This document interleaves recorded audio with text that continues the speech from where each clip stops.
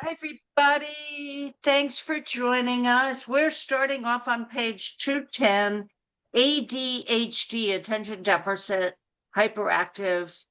Andrew McKee, who I'm not familiar with, in Canada. So I'm really Oh, looking forward to okay. hearing his story. I just Okay. heard somebody say something. We're going to get started. My mental suffering started early. I grew up in rural Canada in the late 70s. Every class has a kid who is different. I was that kid. My desk was attached to the teacher's desk.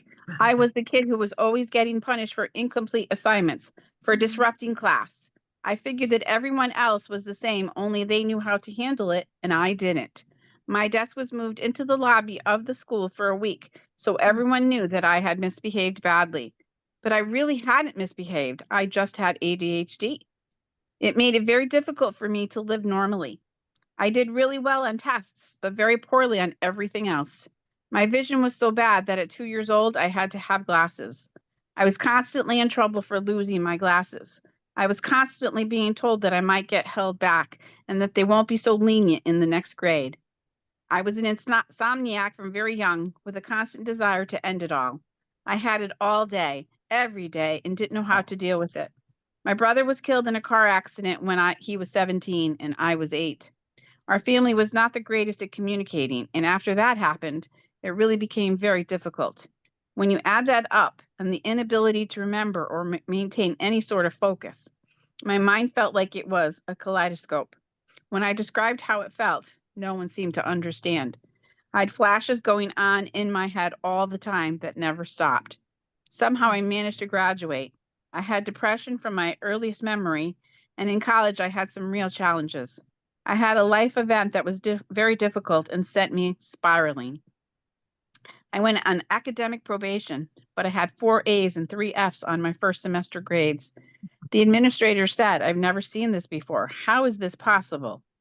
I said, "Well, when I don't complete an assignment, my shame is so great that I don't go back to class." Then I avoid that teacher for the rest of the semester. It was challenging to navigate buildings where I wouldn't run into teachers thinking I was letting them down. He said, "That is not normal behavior. You need to go see a psychologist." After a couple of weeks, the psychologist said, "I don't know if I can help you. You have a chemical imbalance, but you don't want to take medication.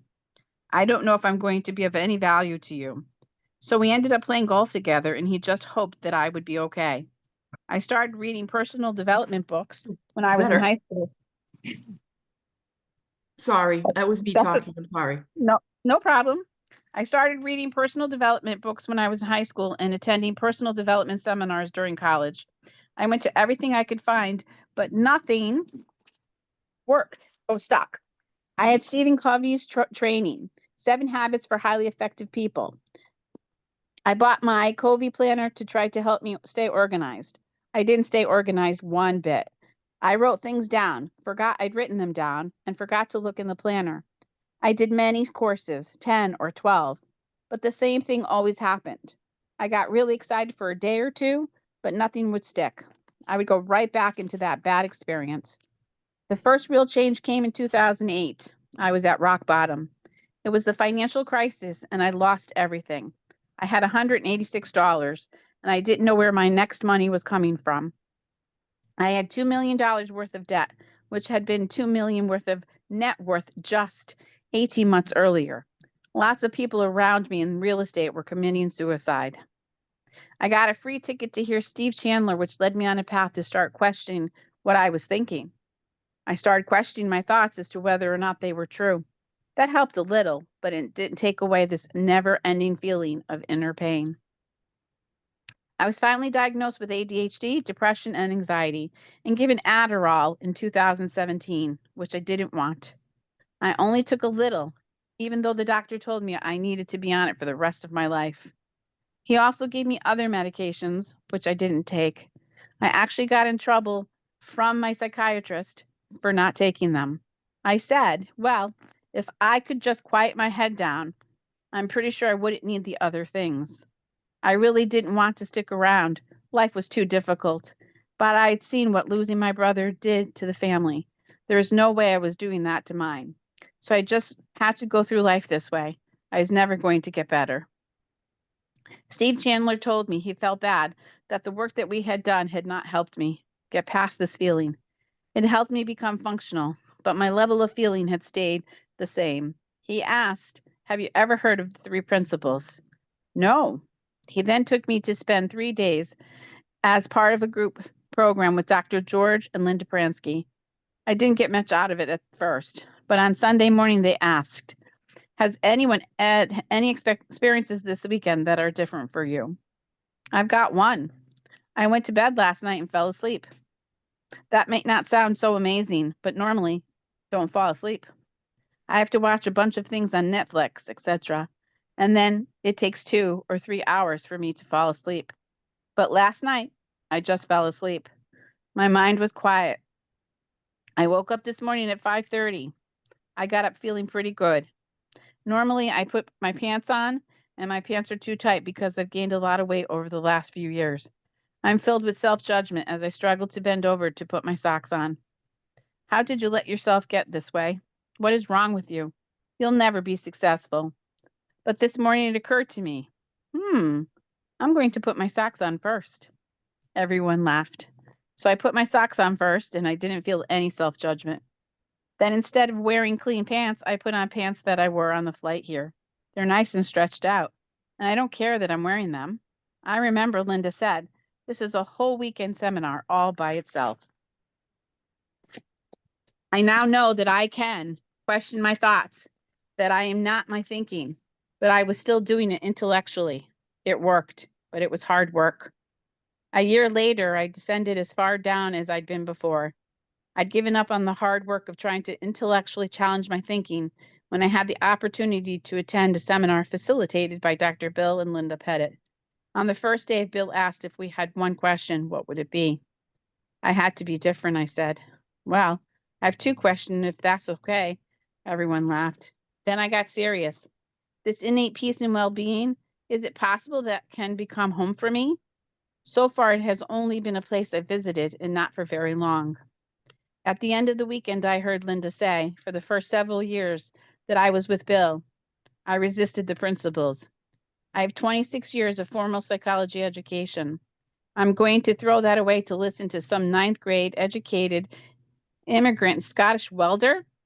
However, I noticed things changing more quickly with Bill's patience than with mine. That hit me like a ton of bricks. I came home and I watched Cindy Banks talk about the great illusion. Then I just sat. I don't know for how long. I watched it again, and then I sat and didn't do anything. Gradually, I started to feel this feeling rise up inside me. It filled up all the space I occupied. And then these crazy things started happening. All my thoughts started falling off my head like sheets of ice. It was visual. I was seeing it occur. I was seeing my thinking fall onto the floor around me. I was turning around looking at it. When it was over, there was nothing left but this feeling. I said, "What is this?" And it said, "I'm you. This is who we are." At that moment, every question that I've ever had in life was answered. Eventually, I started moving around. I could see everything look different. It was like the world was in HD slow motion. I went to Walmart at 11:30 p.m. to get some things without a list. I had interactions with people that were incredible. I knew exactly what to get. I just knew where to go. I went home. I went to sleep. I woke up at 5:30 the next day with energy, enthusiasm, gratitude. Everything had changed. 40 years of insomnia, over. 40 years of inability to focus, over. I had every reason in the world to believe that it's something wrong with me, that it was genetic, that I would never be able to change. I still have all this stuff in my brain, but I just don't get caught in it like I used to. I still get to enjoy a lot of the gifts that come from a brain that operates the way mine does.